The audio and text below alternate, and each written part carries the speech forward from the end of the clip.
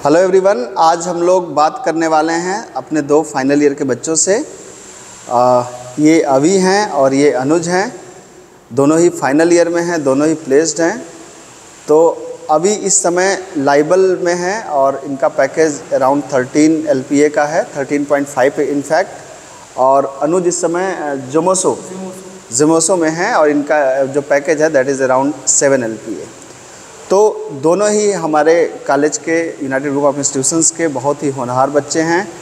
और ये ज़्यादातर क्या होता है कि ज़्यादातर बच्चे क्या करते हैं, जब फाइनल ईयर में रहते हैं तो वो क्लास या थर्ड ईयर में लास्ट में जब क्लासेस कम करने की कोशिश करते हैं या उनको लगता है कि हम खुद से पढ़ लेंगे। लेकिन ये लोग ऐसे हैं जो फुल टाइम, मतलब इनकी क्लासेस का मैं परसेंटेज अगर जोड़ूँ तो 90% से ऊपर इनकी क्लासेस होती थी। तो आइए इनके अनुभवों को हम लोग शेयर करते हैं। तो अभी सबसे पहले आप बताइए कि आप कहाँ पर हैं, क्या कर रहे हैं, कैसे तैयारी करिए। अच्छा, ज़्यादा क्वेश्चन हो गया, पहले बताइए कि आप कहाँ पर हैं। Sir first of all thank you for inviting me. Sir अभी मैं Lybl which is a health tech startup which is a product based company, उसमें मैं अभी काम कर रहा हूँ as a backend software backend engineer and my profile is software engineer training. Like अभी मेरी इंटर्नशिप चल रही है एंड इंटर्नशिप के बाद फिर उन्हें हमें SDE1 की प्रोफाइल वो ऑफर करेंगे। ये SDE1 क्या होता है भाई साहब? सर ये बेसिकली कुछ कंपनीज का एक प्रोफाइल होता है जो कि फ्रेशर्स के लिए होता है। एज इसका फुल फॉर्म क्या होता है? Sir software development engineer. मुझे तो पता ही था, मैंने कहा बच्चों को पता चले ना कि क्या। हाँ, सॉफ्टवेयर डेवलपमेंट इंजीनियर। जी सर जी। एंड वन डिनोट्स दैट कि आप अभी फ्रेशर हो तो आपको SDE1 देंगे, उसके बाद आपके प्रमोशंस होते होते आप SDE1 SDE3। अच्छा, SDE1 मतलब थोड़ा लोअर, 2 मतलब और हायर, 3 मतलब और हायर, मतलब ऐसे चलता है। Yes sir. हम लोग को लगता था SDE3 जो है थोड़ा हायर होता है, 2 लोअर होता है, 1 मतलब लोअर होता है, मतलब उल्टा नहीं सीधा चलेगा ये, मतलब 1 लोअर 2 हायर 3 और higher. Very good, okay.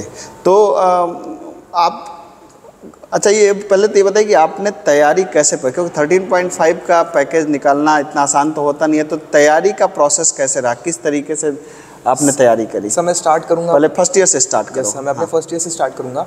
Sir जब मैं कॉलेज में आया था, actually I don't aware about any C language because मैंने 12th में हिंदी ली थी। तो अच्छा, 12th में तुमने भी प्रोग्रामिंग नहीं पढ़ी थी? Yes sir. इंटरेस्टिंग है, क्योंकि मैं जो फर्स्ट ईयर में पढ़ाता था तो मैं ज़्यादातर समय ये देखता था कि जो बच्चे भी एक बार प्रोग्रामिंग पढ़ के आते हैं ना, वो अपने को हायर एंड में रखते हैं। लेकिन मैं देख रहा हूँ कि ज़्यादातर बच्चे जो प्रोग्रामिंग आके यहीं पढ़ते हैं वो कंपैरेटिव काफ़ी सफल हैं। जी यस सर।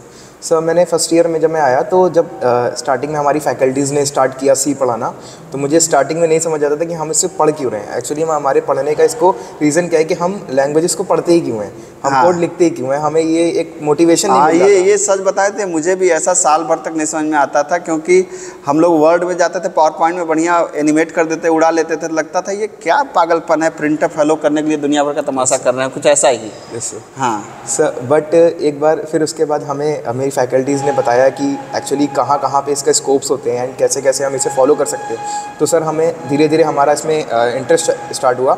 हमने सी लैंग्वेज कंप्लीट की अपने फर्स्ट ईयर में। उसके बाद सेकेंड ईयर में हमारे पास सबसे पहला सब्जेक्ट आता है, वो होता है डेटा स्ट्रक्चर्स।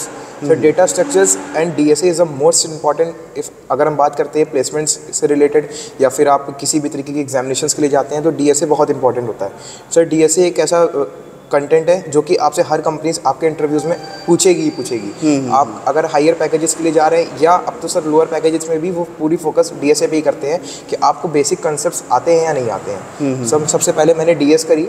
DS के टाइम पे मैंने सारे implementations like array, stack, link list, ये सारी चीज़ों को क्लियर किया। फिर DS को बहुत अच्छे से पढ़ा आपने? Yes sir. सर उसके बाद मैंने सेकेंड ईयर के फोर्थ सेम में मैंने कुछ प्लेटफॉर्म्स पे कोडिंग स्टार्ट की। सबसे पहला प्लेटफॉर्म जो मैंने यूज़ किया था सर हैकर रैंक, जो कि सभी करते हैं स्टार्टिंग में। सर हैकर रैंक स्टार्ट किया। हैकर रैंक पे NF क्वेश्चंस करने के बाद फिर मैं गीक्स फॉर गीक्स पे गया। गीक्स फॉर गीक्स पे कुछ क्वेश्चन स्टार्ट किए।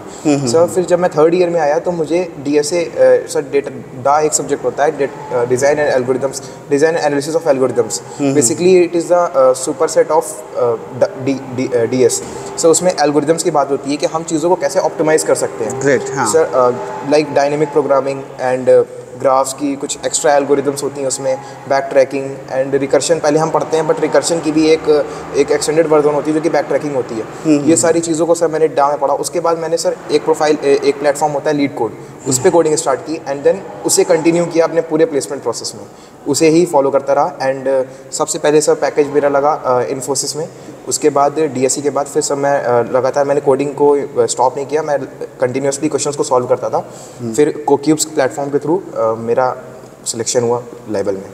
तो ये इंटरेस्टिंग बात है कि हम लोग यूनाइटेड ग्रुप ऑफ इंस्टीट्यूशंस में कोक्यूब्स की फैसिलिटी देते हैं बच्चों को, जिसके थ्रू इनका लाइबल में हुआ। और इंटरेस्टिंग बात है कि मुझे याद है कि अभी जब इसका जो बेसिक इन्फोसिस की प्रोफाइल पे हो भी गया था, इवन आपका DSE प्रोफाइल पे था, DSE पे था, मतलब 6.5 का पैकेज था, तब भी ये लगातार आके क्लासेस करता था। ज़्यादातर बच्चों को क्या होता है कि एक बार एक प्रोफाइल पे हो गया तो फिर वो अपने को हायर एंड पे रख लेते हैं और अब टीचर क्या पढ़ाएगा, मैं पढ़ लूँगा या हो गया। ऐसा नहीं था, ये लोग लगातार उसके बावजूद भी आकर के क्लासेस करते थे, लगे रहते थे, पढ़ते रहते थे। ये शायद ये बहुत बड़ा डिफरेंस इन्होंने क्रिएट किया।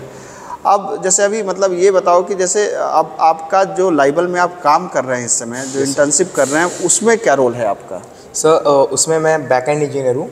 एक्चुअली मेरा काम ये है सर कि मैं पूरी के पूरी बैकएंड के सर्विसेज को हैंडल करता हूँ। नहीं, बैकएंड को थोड़ा सा और एक्सप्लोर करिए, मतलब क्या टेक्नोलॉजी है? सर मैं बहुत सिंपल वर्ड्स में बताना चाहूँगा। अगर आप डेटा है, आप डेटा को यूज़ करते हो, सब कुछ आप स्टोर करते हो, बट आप जब ऐप्स को यूज़ करते हो आपको पता नहीं वो डेटा स्टोर कहाँ पे होता है। वो डेटा कहीं क्लाउड सर्वर पे स्टोर होता है। हाँ, ठीक है। तो हम आजकल में सर हमारी ऐप में, हमारी कंपनी में हम सब, मैं बैकएंड इंजीनियर हूँ, जो कि सारी चीज़ों का डेटा मीन्स बैकएंड पे आपके कुछ स्टोरेज प्लेटफॉर्म्स होते हैं लाइक MongoDB एंड MySQL, ये सारी चीज़ें, एंड प्लस उसमें मेरा सर लैंग्वेज बेस्ड है विच इज़ जावा, एंड उसमें फ्रेमवर्क मैं यूज़ करता हूँ spring boot for the learning process, and online एक स्ट्रीमिंग टूल होता है जिसे हम काफ्का बोलते हैं, अपाचे काफ्का, उसे भी मैं यूज़ करता हूँ माइक्रो सर्विसेज के बीच में कनेक्शन। अच्छा, आप कोडिंग के लिए C++ यूज़ करते थे, लेकिन जो आप इस्तेमाल आज की डेट में कर रहे हैं वो आप कर रहे हैं जावा। Yes sir. तो ज़्यादातर बच्चों को लगता है कि हम C++ जानते हैं तो जावा नहीं जाने, जावा जानते हैं तो C++ नहीं जाने, तो इसके बारे में आपका क्या ओपिनियन है? सर मेरा इसके लिए सबसे अच्छा ओपिनियन मैं यही कहूँगा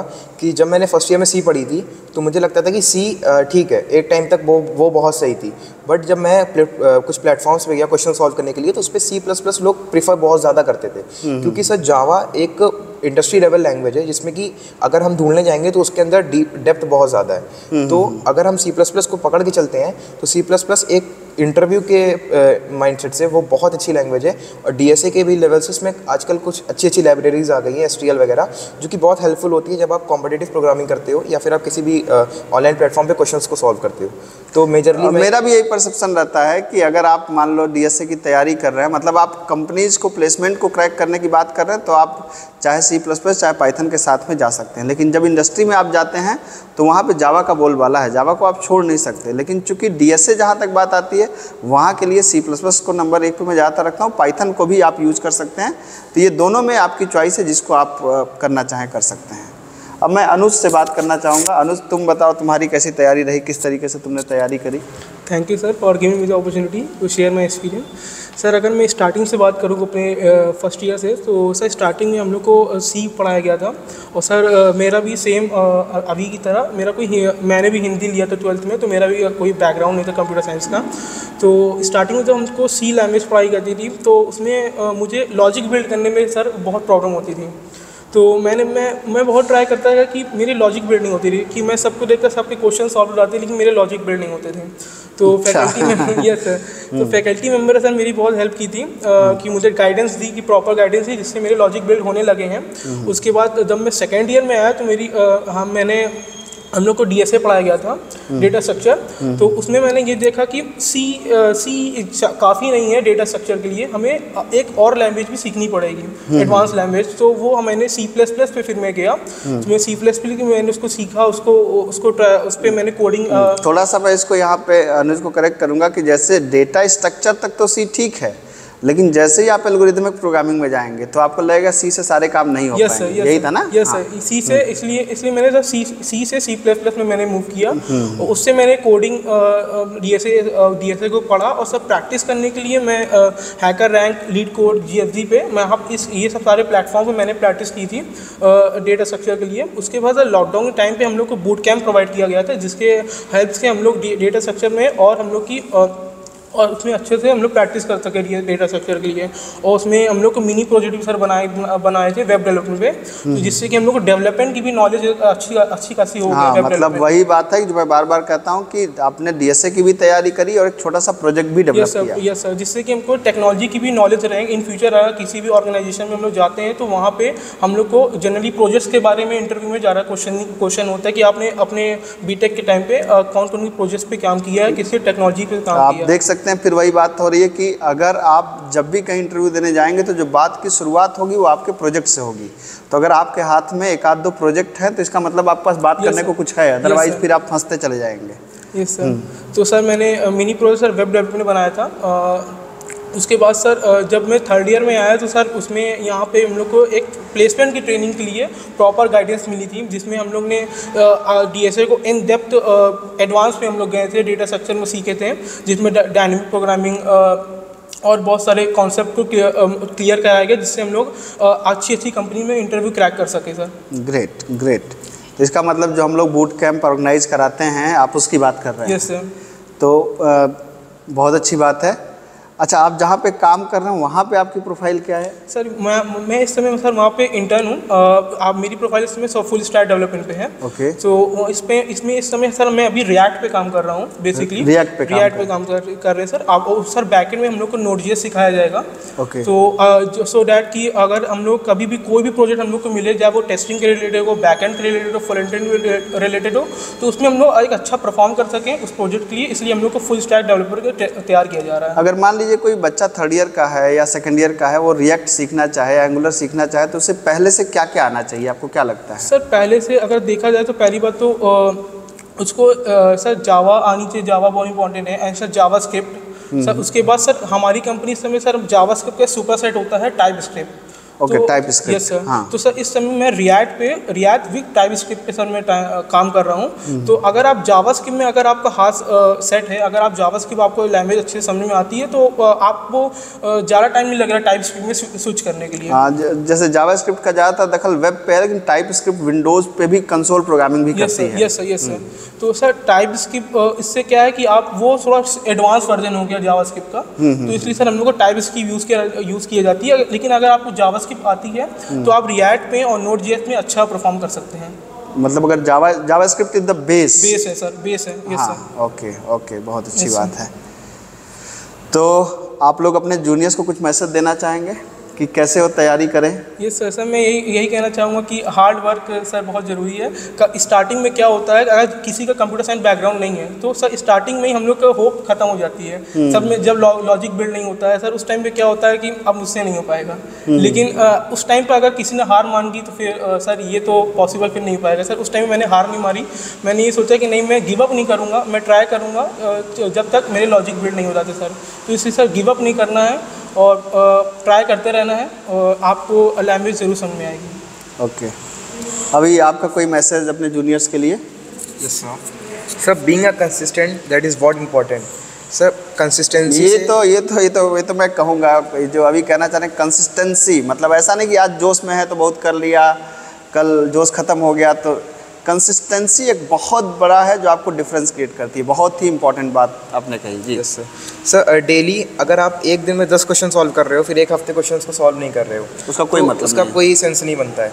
आप डेली एक क्वेश्चन को सॉल्व कर रहे हो और 30 डेज तक कर रहे हो, तो आपको खुद समझ आएगा कि मैं कितना डेवलप कर चुका हूँ, मेरी लॉजिक बिल्डिंग कितनी अच्छी हो चुकी है। बट आप एक दिन में सोचोगे कि मैंने 10 क्वेश्चन कर लिए, फिर मैं 15-20 दिन में कुछ नहीं करूँगा, तो वो बिल्कुल भी सही नहीं होता। वो बिल्कुल भी ठीक, क्योंकि सर आपकी हैबिट छूट जाती है कोडिंग की। और मैं तो ये समझता हूँ कि अगर मैं 2 से 3 दिन भी कोडिंग अगर नहीं करता था तो 4th डे में कोडिंग क्वेश्चन उठाता था तो मुझे लगता था कि मैं फिर क्यों कर रहा हूँ। मुझे समझ में नहीं आता था क्या हो रहा है। तो कोडिंग एक ऐसी चीज़ है जिसमें रेगुलर लगना पड़ता है। इनफैक्ट हम लोग इतने सालों से पढ़ा रहे हैं, और अगर कई बार क्या होता है कोई बहुत मुश्किल टॉपिक पढ़ाने होते हैं और अगर बहुत जल्दबाजी है और नहीं देख के क्लास में गए तो उतना कंफर्टेबल नहीं रहता है। तो इसका मतलब है कि थोड़ा सा एक बार आपको माइंड मेकअप करना पड़ता है कि हाँ मुझे पढ़ाना है, इसका आगे पीछे ये है। तो थैंक यू सो मच बच्चों, आप लोग आए और अपने एक्सपीरियंसेस को शेयर किए। सर्टेनली ये एक्सपीरियंसेस आपके जूनियर्स को काफ़ी काम आएंगे और उन्हें प्लेसमेंट में हेल्प करेंगे। Thank you.